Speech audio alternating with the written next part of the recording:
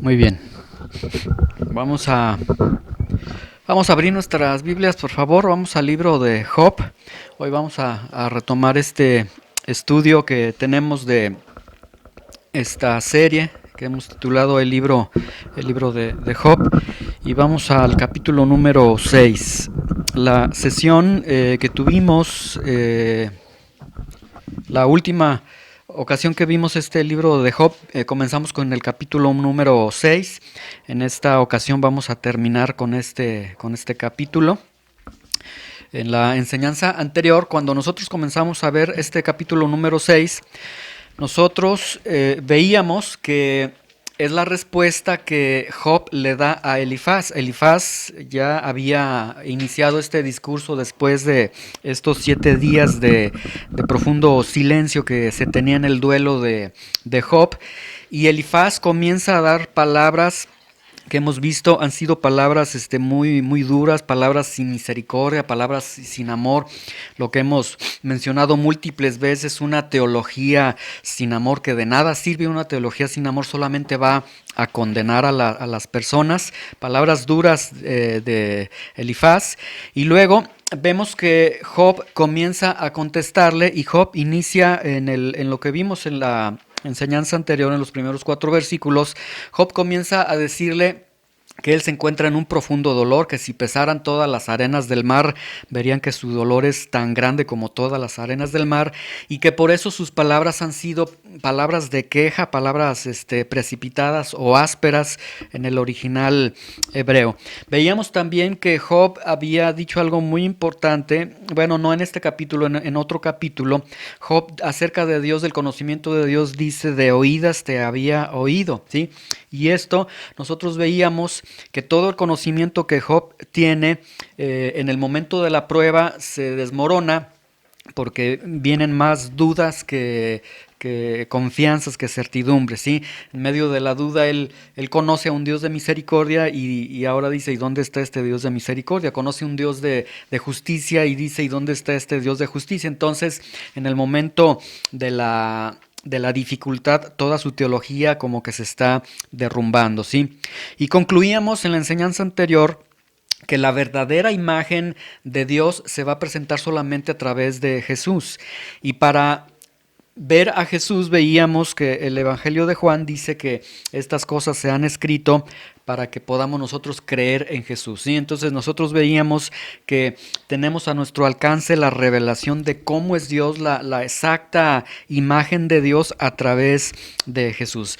Por eso es la razón que nosotros iniciamos esta semana pasada con esta lectura diaria del Evangelio de Juan, ¿sí? Hemos nosotros llegado a la conclusión de cada día, el lunes leer Juan 1, el martes Juan capítulo 2, y de esta forma, para nosotros estar leyendo, y a través de leer, que nosotros a través de eso que está escrito podamos creer que Jesús es el Cristo, el Hijo de Dios, y que podamos tener vida en su nombre, ¿sí?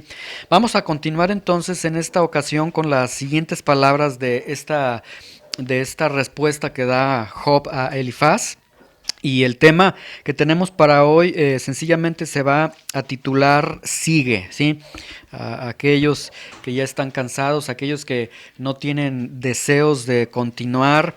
Bueno, el tema de hoy se llama Sigue, y es exactamente la vivencia que tiene Job, ¿sí? Vamos a orar, vamos a pedir que el Señor nos pueda ayudar y que nos ilumine a través de su palabra. Señor, te damos muchas gracias en esta mañana por la oportunidad que nos das de estar reunidos, por la oportunidad que nos das de exaltar tu nombre, de glorificarte. Y ahora, Señor, que vamos a tu palabra, te rogamos que nos ilumines, Señor, a través de la guianza de tu Espíritu Santo.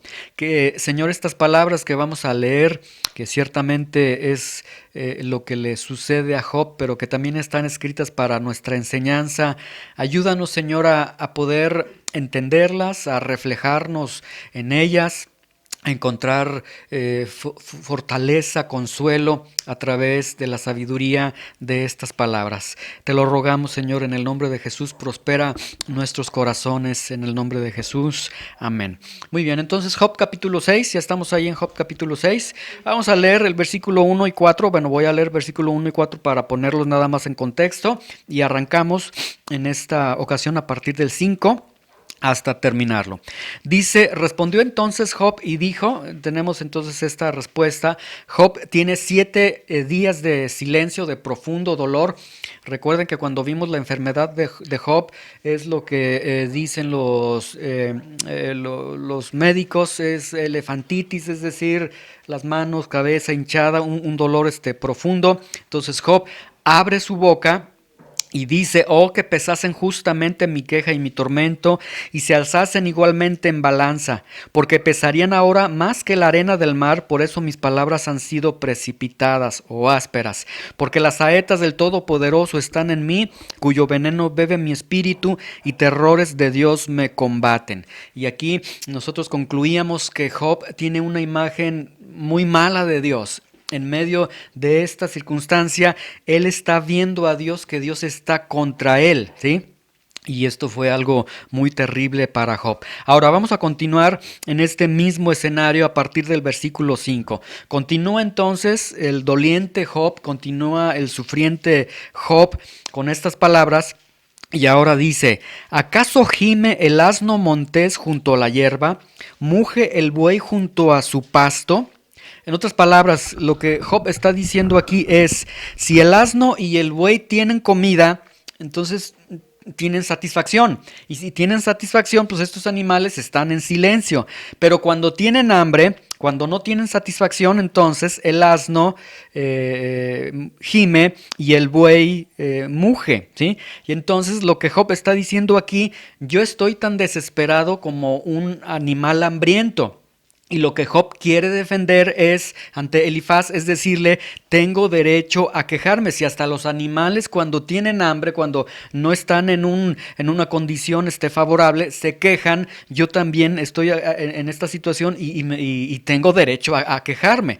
Y luego el versículo 6, se comerá lo desabrido sin sal, habrá gusto en la clara del huevo. Y aquí entonces lo que tenemos es, se comerá lo desabrido sin sal. Bueno, en Medio Oriente normalmente la dieta son legumbres en su mayoría, entonces ellos necesitan mucho de la sal para darle sabor a la comida y nadie entonces comería algo que sería desabrido, ¿sí? Entonces, cuando dice después, habrá gusto en la clara de huevo, de hecho en el original hebreo dice, habrá gusto en la saliva. Sí, porque la palabra clara realmente significa saliva, entonces ¿a quién se le antoja algo con saliva? O sea, lo que quiere decir Job es que no se come la comida desabrida ni la comida repulsiva, ¿sí? Y entonces él está comparando sus sufrimientos con la comida desabrida. ¿Quién quiere comida desabrida? Pues nadie. ¿Quién quiere algo asqueroso como comer saliva? Pues es algo repulsivo. Entonces él está comparando sus sufrimientos a la comida desabrida y a la comida repulsiva. Luego, versículo 7, y estas palabras son de un hombre que está en total dolor. Recuerden, él está con una enfermedad impresionante. Luego dice, las cosas que mi alma no quería tocar son ahora mi alimento. ¿Y a qué se está refiriendo? Se está refiriendo a su enfermedad. Lo que él no quería nunca en su vida, lo que él no quería tocar, ahora es alimento de él, ¿sí? Y aquí nosotros vemos y podemos aprender algo, que es muy normal que el ser humano quiere una existencia en esta vida, una existencia llena de satisfacciones, ¿sí? Cuando se le llenan cuando se niegan, las satisfacciones al hombre, cuando comienza a batallar, no tengo trabajo, no tengo salud, no tengo esto, no tengo aquello, comienzan las quejas, comienzan las protestas, y es normal que le esté sucediendo a un hombre como Job. Ahora vean el versículo 8 y 9. En medio de este dolor, en medio de lo desabrido, de lo asqueroso que él está viviendo, del dolor profundo que él está teniendo y que se ha convertido en su alimento diario, Job eleva una oración. Veíamos en la enseñanza anterior que Job tiene una mala imagen de Dios. Y si tiene una mala imagen de Dios, pues tiene una mala oración dirigida a Dios. Vean lo que Job está pidiendo. Dice: ¿quién me diera que viniese mi petición y que me otorgase Dios lo que anhelo? Y que agradara a Dios quebrantarme, que soltara su mano y acabara conmigo. Y vemos aquí que Job anhela, y no nada más queda en un anhelo, sino que Job está pidiendo su propia muerte. Se la está pidiendo directamente a Dios, le está diciendo: Dios, ya quítame la vida. Y aquí tenemos una gran verdad, ¿sí? Desear la muerte. Y es algo que todo ser humano en algún momento de su vida la llega a desear. Los impíos desean la muerte porque no quieren vivir la vida dura que están viviendo, no quieren asumir las consecuencias que están viviendo. Los piadosos también a veces desean la muerte para estar con Dios. Hay algunos que no desean, que ni piensan en la muerte, que piensan que nunca van a morir. Pero desear la muerte no necesariamente significa que estemos preparados para la muerte, ¿sí? De hecho, el que desea la muerte de una manera ya como último recurso para escapar de todos sus problemas, es una persona que no está preparado para la muerte, porque lo que él quiere es deshacerse de todo aquello que le ocasiona malestar, de todo aquello que le ocasiona insatisfacción, pero no entiende lo que hay detrás de la muerte, ¿sí? Y Job está en este momento que no está entendiendo lo que él está pidiendo, y afortunadamente pues el Señor no le contesta su oración.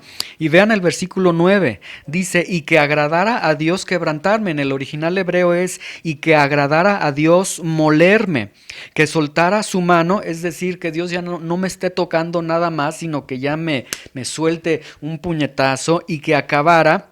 Aquí esta palabra acabara se toma de los tejedores, es cuando el tejedor rompe la tela, es decir, que Dios lo deshiciera. Entonces vean la petición de Job. Job, en medio de su dolor, está diciendo: Señor, muéleme de una vez, ya de una vez tritúrame, de una vez golpéame para que termines de matarme, deshazme como una tela que no sirve, ¿sí? Entonces vemos que Job tiene realmente una mala percepción de quién es Dios y está elevando una mala oración delante de él, pero podemos entender el sufrimiento de Job, porque lo único que podría quitarle los acontecimientos diarios de su vida sería la muerte. Lo que él entiende, la única salida que él ve es morir. Si muero, ya no voy a estar sufriendo, tener todos estos terrores de noche, estos dolores de día y todo lo que él está sufriendo, ¿sí? Ahora vean el versículo 10, dice Job, hablando de esta petición que hace de morir, dice: sería aún mi consuelo si me asaltase con dolor sin dar más tregua, que yo no he escondido las palabras del santo, ¿sí? Él ve entonces la muerte como un consuelo, pero el problema es que está viendo a Dios como el autor de esa propia muerte, y aparte una muerte atroz, una muerte muy violenta. Y la frase cuando dice que yo no he escondido las palabras del santo, esto se refiere a la revelación de Dios. Yo no he escondido la revelación de Dios. La revelación que Job tenía acerca de Dios es una revelación bajo la cual Job había vivido toda su vida, había enseñado a otros acerca de Dios, pero ahora esa revelación que tenía de Dios se convierte en una complejidad, porque es el mismo conflicto que les decía. Él había aprendido que Dios es justo, que Dios es santo, que Dios es bondadoso, y todo lo que él estaba viviendo quedaba muy lejos de decir: bueno, ¿dónde está el Dios santo? ¿Dónde está el Dios justo? ¿Dónde está el Dios misericordioso en todo lo que estoy sufriendo? ¿Sí? Y Job sabía que no había pecado en su vida, entonces él no entendía que no había ninguna base por la cual Dios pudiera estarlo castigando, porque él sabía que no había pecado, y de hecho Dios había dicho que él era un hombre justo en toda la tierra. Entonces todo esto no lo entiende Job, pero Job le dice a Dios: Dios, ya no des tregua, ya mejor termíname de matar, ¿sí? Y entonces tenemos aquí a un hombre que ya no quiere seguir, él ya no quiere continuar, de hecho ya no quiere vivir, ¿sí? Ya no confía en Dios. Es un hombre que ya no quiere vivir por la salud, por el dolor que está viviendo, un hombre que ya no confía en Dios porque tiene una mala imagen de Dios, porque su teología está totalmente colapsada, un hombre entonces que no tiene Dios, que no tiene esposa, bueno, sí tiene esposa, pero que lo ha desafiado a Job, le ha dicho: pídele a Dios que te mate y ya muérete y se acaba el problema. Un hombre que no tiene, que ha perdido a su familia, que ha perdido sus bienes, que no tiene salud. Y vemos ahora un hombre que no tiene amigos, que estos 3 amigos que vienen a hablar con él, pues realmente le están acusando y le están atacando. Entonces, en medio de esto, Job en el versículo 11 dice: ¿cuál es mi fuerza para esperar aún? ¿Y cuál mi fin para que tenga aún paciencia? O sea, en otras palabras, ¿para qué vivo?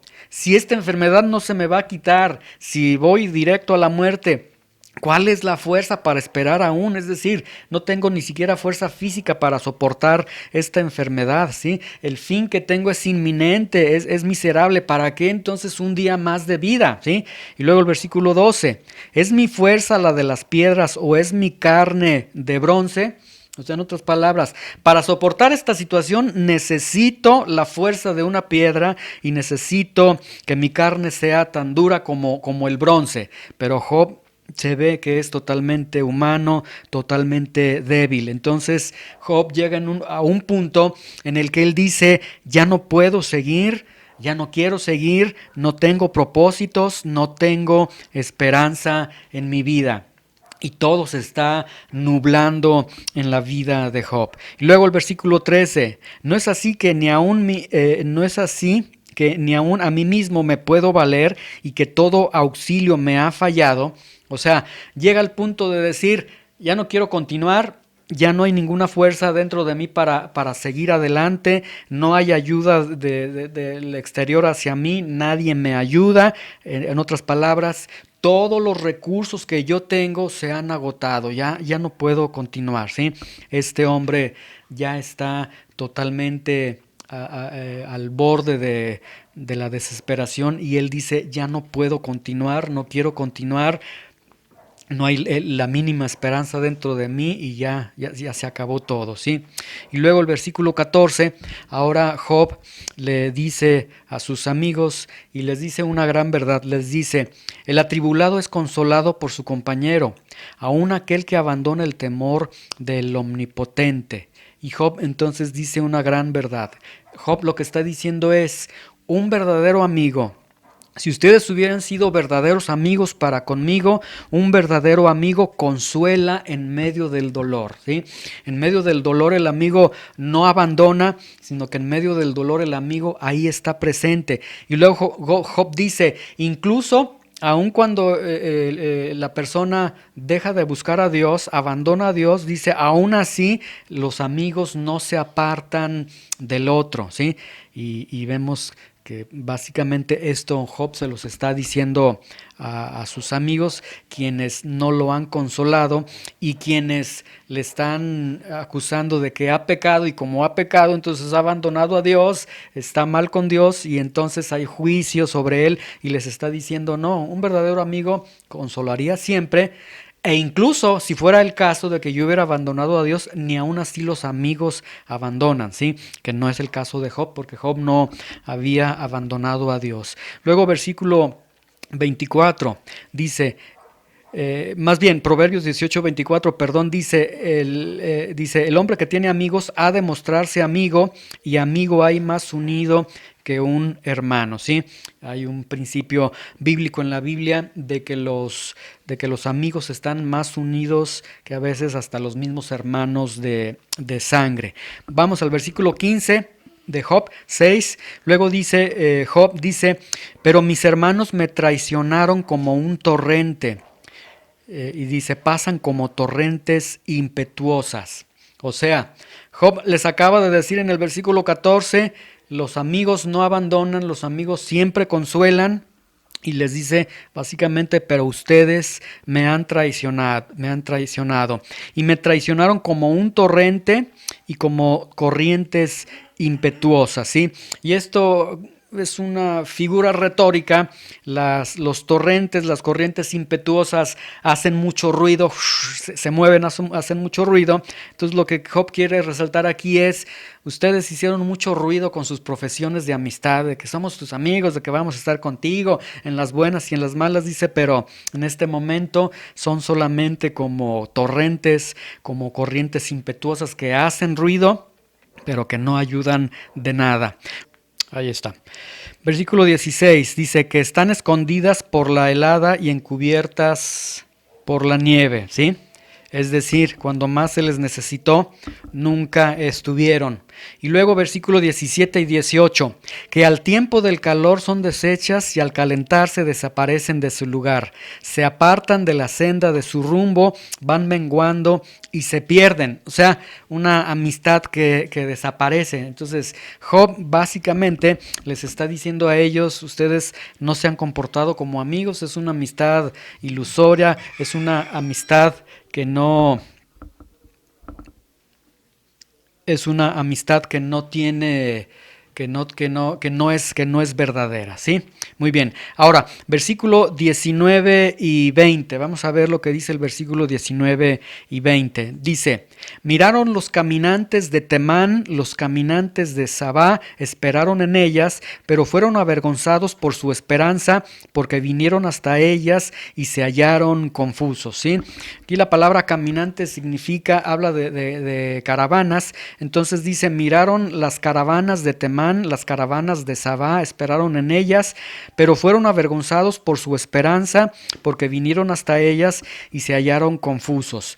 Lo que hace alusión aquí Job es de que las caravanas, cuando van en el desierto, van normalmente dirigiéndose hacia las fuentes de aguas, y lo que quiere decir es que muchas veces estas caravanas van hacia supuestas fuentes de aguas y resulta que son meras ilusiones, y dice, y es lo que ha sucedido con ustedes en medio de este desierto.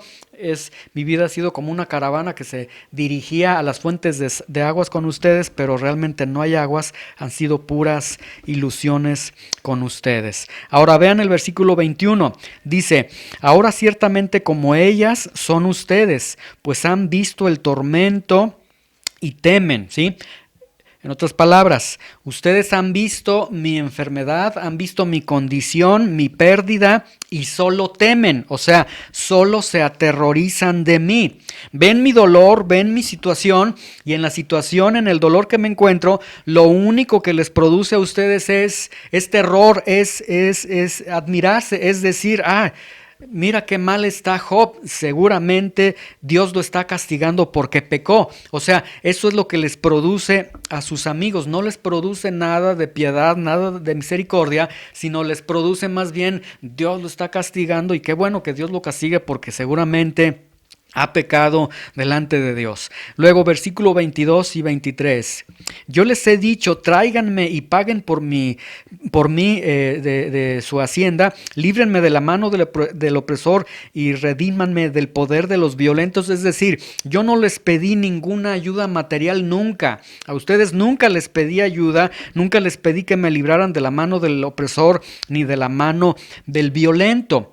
Pero aún en medio de esta situación, vean el versículo 24, Job les dice, enséñenme y yo callaré, háganme entender en qué he errado. O sea, Job todavía desafía a sus amigos y les dice, Muéstrenme en qué pequé, enséñenme en qué he pecado, denme las pruebas de mi pecado, háganme entender en qué he pecado, y si realmente yo he pecado, yo voy a callar, yo voy a aprender, voy a corregir en lo que yo he fallado, ¿sí? Ahora, mucha atención con esto. Los amigos de Job nunca demostraron el pecado de Job, nunca, a lo largo de todo el libro de Job vemos que nunca demostraron el pecado de Job, pero sí lo condenaron. Y esto es totalmente irónico, ¿sí? Las personas muchas veces no pueden comprobarte los pecados que tú tienes, las fallas que tú tienes, pero no los quitas de condenarte y de que no quitan el concepto que tienen de ti y decir, es que tú eres esto, es que tú eres aquello, cuando ni siquiera pueden comprobarlo, ¿sí? Ahora vean el versículo 25. Job les dice, cuán eficaces son las palabras rectas, pero ¿qué reprende la censura suya? ¿Sí? Una palabra recta, es decir, una palabra adecuada, una palabra acertada, es totalmente eficaz y ayuda mucho. Si fuera el caso de que Job hubiera pecado y le hubieran dado palabras rectas, palabras acertadas, bueno, le harían ver su pecado, él hubiera corregido su pecado, ¿sí? Pero vemos aquí que tiene que ver entonces, tiene que ver mucho, no lo que decimos, sino cómo lo decimos y por qué lo decimos, ¿sí? Porque muchas veces podremos nosotros decir algo y decimos, esto es como los amigos de Job, es que esto es justo, es que esto es la palabra de Dios, te lo tengo que decir, eres un vil pecador. No, hay que tener cuidado cuando hablamos con alguien, y sobre todo si se va a corregir a alguien, hay que tener mucho cuidado en cómo nosotros se lo estamos diciendo, en qué le estamos diciendo y por qué se lo estamos diciendo. Que nuestras palabras sean palabras rectas. Si nuestras palabras son rectas, nuestras palabras serán entonces eficaces. Y luego dice, Job dice, ¿qué reprende la censura suya? Es decir, ¿qué es lo que está sus palabras qué están corrigiendo? Si no hay ningún pecado en mi vida, ¿qué es lo que me está corrigiendo? ¿Sí? Ahora, vean el versículo 26, y a partir de estos versículos, Job nos deja ver la condición de un desesperado, la condición de aquel que se encuentra en un dolor, y nos va a dar luz para también nosotros ser misericordiosos con aquellos que sufren y también cuidar de nuestras palabras con aquellos que sufren. Dice el versículo 26, piensan censurar palabras y los discursos de un desesperado que son como el viento. Vean, aquí Job está diciendo algo muy importante y algo que contiene mucha sabiduría, y es esta: las palabras y los discursos de un desesperado son como viento. ¿Sí? ¿Qué significa esto? Son como nada, ¿sí? Es decir, no debemos de poner la atención en lo que dice un desesperado, en lo que dice un agobiado, porque lo que él dice Job, es como nada. Es decir, el valor no está en lo que él está diciendo, el valor es en por qué lo está diciendo, ¿sí? Porque el desesperado puede decir muchas cosas incoherentes, puede externar muchas quejas, puede decir incluso hasta malas palabras, pero si nosotros nos ponemos, dijo una mala palabra, está mal esa persona, entonces nosotros ahí lo que estamos haciendo es ponerle énfasis en las palabras y no en el dolor de la persona, del desesperado que está emitiendo esas palabras. Entonces hay que poner atención en el desesperado, interesarnos en la persona, no tanto en las palabras, ¿sí? De la abundancia del corazón habla la boca, y esto entonces nos deja ver que si las palabras de aquel que está en agonía, y no sé si ustedes han escuchado una persona que ha tenido una pérdida, que ha sufrido un divorcio, que ha sufrido un accidente, que le han diagnosticado alguna enfermedad terminal, las palabras de ellos son palabras muchas veces, palabras sin razón, incoherentes, amargas, reclamaciones, etcétera, ¿sí? Pero aquí el problema es que los amigos de Job se enfatizaron en lo que estaba diciendo. Es malo lo que estás diciendo, entonces es malo tu corazón, has pecado, y no vieron el corazón de Job, no vieron a la persona de Job que estaba sufriendo, ¿sí? Para los amigos de Job fue más importante ver a un Job en medio de dolor, y al verlo en medio de dolor lo traducen a pecado, Dios lo está castigando. Ven que Job abre su boca y comienza a hablar después de este duelo, y dicen, ay, se está quejando, está diciendo que Dios está combatiendo contra él, Job está mal, o sea, pierden de vista a Job, pierden de vista lo que Job está sintiendo, no sienten lo que Job siente, no lloran por el dolor que Job está llorando, solamente lo condenan, y esos pues realmente pues no son amigos, ¿verdad? Son personas que realmente traen más dolor y traen más agonía. Luego vean el versículo 27, y aquí en este versículo 27 Job de una manera muy sabia nos deja ver la forma de cómo los falsos amigos, los falsos hermanos destruyen a sus hermanos, destruyen a su prójimo. Dice, también se arrojan sobre el huérfano y cavan un hoyo para su amigo. ¿Sí? Esta palabra se arrojan en el original hebreo significa arrojarse como arrojar una red, es decir, ustedes se arrojan como una red, y esto significa que ellos hacen toda una maquinación, dicen algunos autores, es una red de sofistería. La palabra sofistería viene de sofisma. Un sofisma es un argumento falso, un argumento caprichoso, ¿sí? Que trata de, o sea, algo falso que trata de presentarse como algo verdadero. En otras palabras, ustedes se arrojan sobre el huérfano como una red, se arrojan con mentiras, con calumnias sobre el huérfano, ¿sí?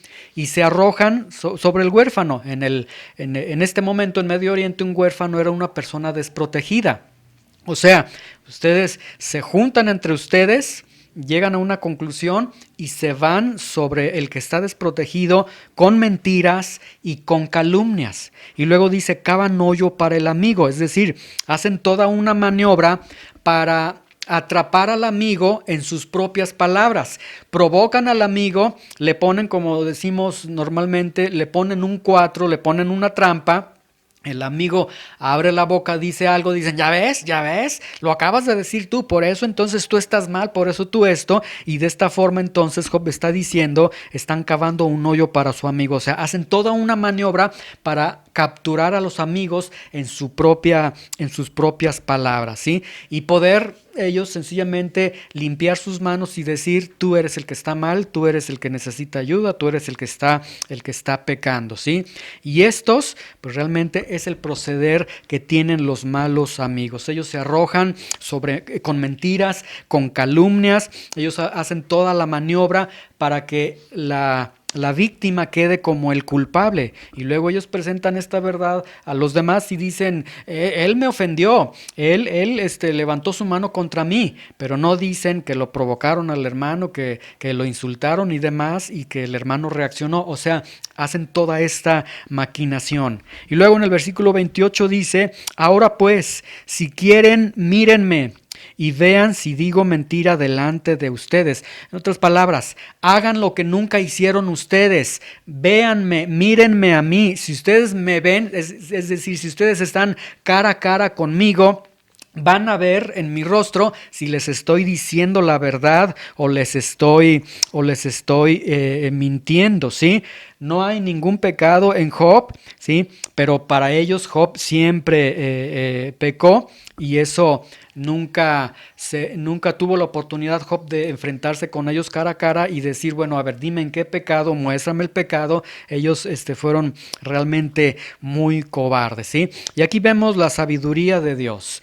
Vemos esta sabiduría de Dios. No acusemos con mentiras, no acusemos con calumnias de pecado al hermano cuando realmente no te consta, ¿sí?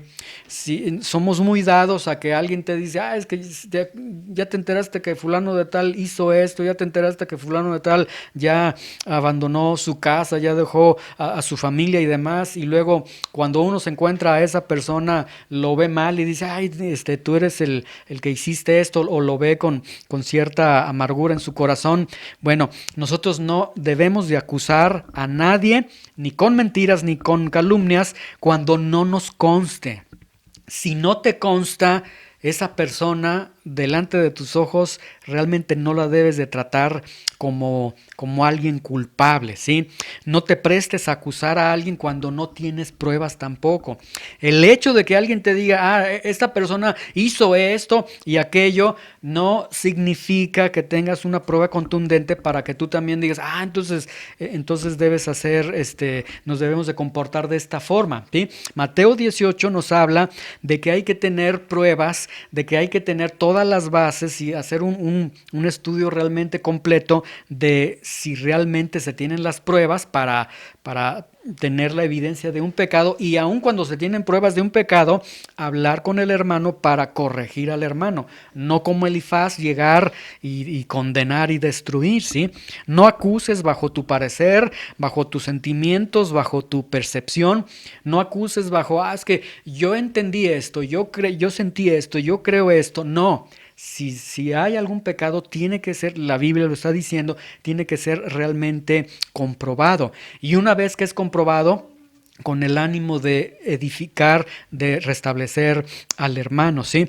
Mateo 18:15 dice, si tu hermano peca contra ti, ve, repréndele estando tú y él solos, si te oyere, has ganado a tu hermano, ¿sí? Entonces, si alguien tiene a alguien que ha pecado contra ti, si un hermano ha pecado contra ti, lo que la Biblia dice es que ese problema, ese pecado lo tienes que arreglar tú a solas con él. No publicarlo en tus redes sociales, no decírselo a otro, porque pecarías tú si se lo dices a otro. Es que fulano me hizo esto, es que fulana me hizo esto, sino que la Biblia está diciendo, ve directamente con él. Y dice, has ganado a tu hermano, o sea, se ve un interés, un amor por el hermano, que quieres recuperar al hermano, ¿sí? Y Job entonces, en este verso 28, Job está diciendo, mírenme, véanme a mí. Y es lo que normalmente los que acusan, los que difaman, normalmente no lo hacen. Ellos ven solamente las ramas, ven solamente lo externo, pero nunca ven a la persona, nunca se toman el tiempo de ir con la persona, oye, ¿por qué dijiste esto? Oye, ¿por qué hiciste esto? Nunca tratan de ver lo que está sucediendo con la persona, solamente juzgan, condenan y emiten sus juicios amargos. Versículo 29, vuelvan ahora y no haya iniquidad, vuelvan aún a considerar mi justicia con esto. Y la mayoría de los eruditos bíblicos dicen que aquí en este momento Job repite 2 veces vuelvan, porque dicen que es muy posible que los amigos de Job en este momento ya se estaban retirando, ya se estaban yendo de con Job, y Job les dice, no, ahora regresen, ahora quédense aquí, ¿sí? Y vean, si dice, vuelvan ahora y no haya iniquidad, es decir, vengan y certifiquen y examínenme, contémplenme, vean que yo no he pecado y vuelvan a considerar mi justicia, ¿sí? Pero vemos que a lo largo del libro de Job, los amigos nunca consideraron la justicia de Job. Es Dios quien lo va a reivindicar más adelante. Ellos acusaron solamente, ellos condenaron, pero cuando Job habló, ellos dijeron, bueno, lo que tú digas es lo que tú dices, para nosotros tú eres esta persona. No bajaron del concepto que ellos tenían. Y por último, en el versículo 30 dice, ¿hay iniquidad en mi lengua? ¿Acaso no puede mi paladar discernir las cosas inicuas? Y aquí la lengua se está presentando como un instrumento de percepción. O sea, en otras palabras, está diciendo, ¿creen que yo no sé lo que es pecado? ¿Creen que yo sé que que realmente mi vida está limpia, creen que no puedo discernir entre el bien y el mal, ¿sí? Y en el versículo 7 en el capítulo 7 van a continuar las palabras de Job. Muy bien, concluimos este capítulo 6 con varias ideas que podemos tomar de este capítulo, varias enseñanzas. La primera es que cuando en nuestras vidas nos es quitada la satisfacción, normalmente viene la queja y viene la protesta, ¿sí? Nosotros nos encontramos en situaciones donde tenemos de comer, donde tenemos dónde dormir, qué vestir, tenemos salud, etcétera. Pero cuando viene a nuestra vida la enfermedad, cuando viene a nuestra vida las situaciones difíciles y las satisfacciones nos son negadas, normalmente viene la queja y viene la protesta. Eso es muy normal, ¿sí? Pero primero de Timoteo 6:8, se los leo nada más para que, nada más si quieren apuntarlo. Primero de Timoteo 6:8 dice, así que teniendo sustento y abrigo, estemos contentos con esto, ¿sí? La Biblia dice, mientras tengas dónde dormir y qué comer, con eso es más que suficiente, ¿sí? Así es la sabiduría de Dios. Mateo 6:8, Jesús dijo, su Padre Celestial sabe de qué cosas tienen necesidad. No qué lujos quieren, sino de qué cosas tienen necesidad. Mateo 6:25, Jesús dijo, no es la vida más que el alimento y el cuerpo más que el vestido. O sea, el día que se te quiten las satisfacciones de la vida, que estés atravesando por carencias, por falta de salud, por falta de recursos, acuérdate que Jesús dijo que vale más la vida que lo demás. O sea, en otras palabras, si Dios está guardando tu vida es porque Dios va a guardar también de tu existencia en esta tierra, ¿sí? Y si Dios te da frijolitos, pues gracias a Dios. No, la Biblia no dice que Dios te tiene que dar carne todos los días o que tiene que cubrir todas tus expectativas, sino teniendo sustento y abrigo, con eso estemos contentos, ¿sí? Si Dios te da satisfacciones en la vida, gracias a Dios. Y si Dios nos niega las satisfacciones, también gracias a Dios. Entonces, es una mentira eso de que dicen que porque somos hijos de Dios somos merecedores de todas las bendiciones de Dios. Eso es una mentira, porque el Hijo de Dios tiene la mayor bendición, que es el perdón de sus pecados y la vida eterna en Jesús, ¿sí? Entonces, el día de mañana, cuando se te nieguen las satisfacciones de la vida, no reniegues, no digas, ay, porque a mí, ay, porque el vecino sí tiene. No reniegues, estás vivo y con eso es razón para que le des gracias a Dios, ¿sí? A lo mejor no tengo los recursos, a lo mejor no tengo a mis seres queridos, a lo mejor estoy solo, a lo mejor tengo problemas, pero estás vivo y gracias a Dios que estás vivo. Número 2, desear la muerte no es estar preparado para la muerte. Y la enseñanza que podemos tener aquí es, nunca deseemos la muerte como Job lo hizo, ¿sí? Job deseaba la muerte en un sentido de decir que se termine todo ya, que se termine porque no soporto, quería separarse de Dios, ¿sí? Y muchas veces nosotros no anhelamos la muerte, a lo mejor física, pero sí anhelamos una muerte, una separación. ¿En qué sentido? ¿Se han dado cuenta que cuando más mal nos va, cuando tenemos problemas económicos, cuando tenemos problemas en la casa, cuando estamos viviendo una vida de pecado, cuando nos está yendo muy mal, es cuando normalmente decimos, ya no voy a la iglesia, ya no voy a buscar a Dios, ya no voy a leer la Biblia, ya no voy a hacer esto? O sea, es una separación, ¿sí? Y separación equivaldría a desear la muerte, ¿sí? Entonces, no deseemos la muerte, ¿sí? Ahora, con mucha honestidad, contestemos en nuestro corazón, ¿sí? Cuando nosotros nos dejamos de congregar, dejamos de buscar a Dios, dejamos de leer su palabra, porque estamos en situaciones muy difíciles, ¿el alejarnos de Dios realmente nos ayudó en algo en esa situación? Y si somos muy sinceros, no, nos afectó más. Entonces, es algo muy normal, muy humano. Job deseó la muerte, deseó salir de sus problemas. Nosotros a veces deseamos, ya no quiero continuar. O sea, estamos como Job deseando la separación. No deseemos la separación, ¿sí? Número 3, Job deseaba morir al grado que presentaba esta petición a Dios como una oración. Y aquí lo que nosotros podemos ver es que en medio de tus pruebas, en medio de tu dolor, normalmente las peticiones que nosotros hacemos son peticiones muy incoherentes, peticiones con una falta de sabiduría impresionante, ¿sí? A veces estamos en medio de una situación dolorosa y la petición que nosotros hacemos es, Señor, quítame esta situación. Suena agradable a nuestra carne, pero es una petición sin sabiduría, porque si Dios te metió en una situación así, o si Dios está permitiendo una situación así, es porque Dios sabe lo que viene después. Entonces, en medio de las situaciones difíciles, las oraciones que nosotros levantemos, pues levantemos una oración en la que digamos, Señor, no entiendo lo que está sucediendo, no entiendo por qué estoy batallando con todo esto. Bueno, a veces sí lo entendemos, ha sido mi pecado, mi desobediencia, pero aún en medio de eso, Señor, no lo entiendo, pero dame la fuerza para continuar.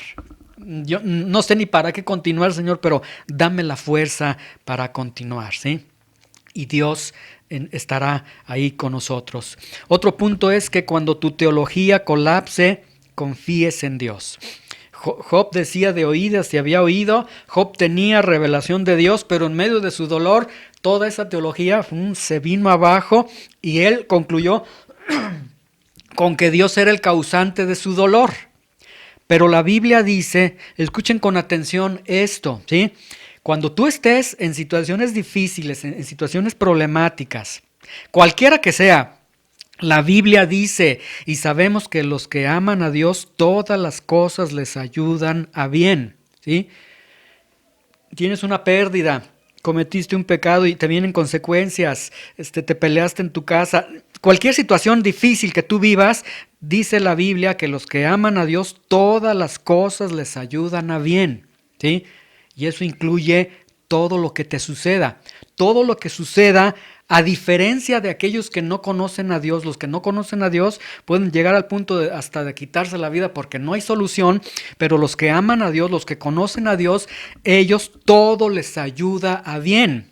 Alguien dice, sí, pero es que pequé de una manera sin medida. Yo sé que yo pequé de una manera horrible. Bueno, pues ese pecado incluso que cometiste te va a llevar a un dolor profundo y ese dolor profundo te va a llevar a que busques a Dios.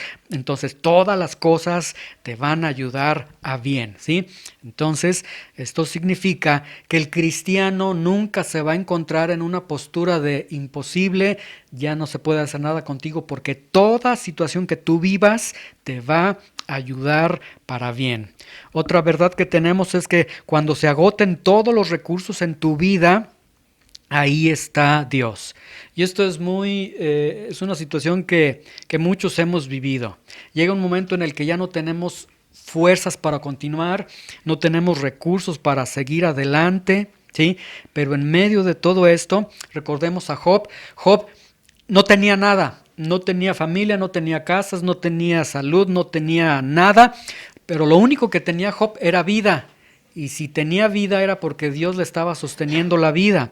Y entonces vemos que Dios, el día que nosotros digamos no tengo ningún recurso, ahí Dios sigue sosteniendo de tu vida. Y si Dios sostiene tu vida, Dios continúa con sus propósitos eternos para tu vida. Otra verdad que nosotros tenemos es que nada moverá las promesas de Dios en tu vida, ¿sí? Los amigos de Job se lanzaron como red contra él, con calumnias, con mentiras, cavaron hoyo contra él. Quisieron ponerle un 4, quisieron hacer tantas cosas, manipulación, engaño, difamación, condenación, tantas cosas que se pueden hacer contra ti, que pueden hacer los falsos amigos, pero nada de lo que ellos hagan van a mover las promesas de Dios. Los amigos de Job acusaron a Job de pecado, le reprendieron de pecado, lo condenaron de pecado, se lanzaron contra él, pero todo lo que ellos hicieron no cambiaron ni un solo gramo las palabras que Dios había dicho de Job. Nada de lo que hicieron cambió cuando Dios dijo que él era varón perfecto y recto, temeroso de Dios y apartado del mal, en Job 1:8 y en Job 2:3, ¿sí? Y entonces tenemos que las verdades de Dios no serán cambiadas por lo que los falsos amigos quieran hacer contra ti, ¿sí? Y no van a lograrlo porque las promesas de Dios no cambiarán, porque Jesús viene a ser nuestra justicia, nuestra justificación para cada uno de nosotros. Y el último punto que tenemos es sencillamente sigue. ¿Sí? En medio de las circunstancias difíciles, en medio de las calumnias, en medio de la falta de recursos, en medio del desierto, sigue caminando con Dios, sigue sirviendo a Dios, sigue amando a Dios. Y el punto es que si estás vivo, continúes siguiendo con Dios, porque Dios es quien te mantiene vivo. A lo mejor vivo sin salud como Job, pero vivo, y finalmente Dios tiene sus propósitos y Dios cumplirá de sus propósitos. Muy bien, vamos a orar, vamos a dar gracias a Dios. Señor, te damos gracias en esta mañana por tu palabra, te damos gracias por estas verdades que hemos encontrado, Señor, en tu palabra, Señor. Ayúdanos a encontrar en ellas refrigerio, Señor, consuelo, fuerza, para continuar también adelante. Yo te pido, Señor, por mis hermanos, los que están aquí en este lugar, aquellos que estén atravesando por desiertos, aquellos que estén atravesando por situaciones difíciles en donde, al igual que Job, dicen, ya no tengo fuerzas, ya no tengo deseos de continuar, ya no tengo deseos de seguir, ni deseos de vivir. Señor, revélate a sus vidas y muéstrale, Señor, que si están vivos es porque tú estás sustentando sus vidas. Y si tú sustentas sus vidas es porque tú tienes propósitos para con sus vidas, que tú cuidas de sus vidas, Señor. Pero al igual que Job, Señor, dales una revelación acertada de quién es Dios, que ellos puedan ver que no eres un Dios distante, un Dios insensible, sino que eres un Dios cercano, un Dios amante, un Dios que está con nosotros y un Dios que se duele en medio de nuestro dolor, Señor. Te lo pedimos, Señor, en el nombre de Jesús, y que tu palabra sea prosperada en nuestros corazones. En el nombre de Jesús, amén.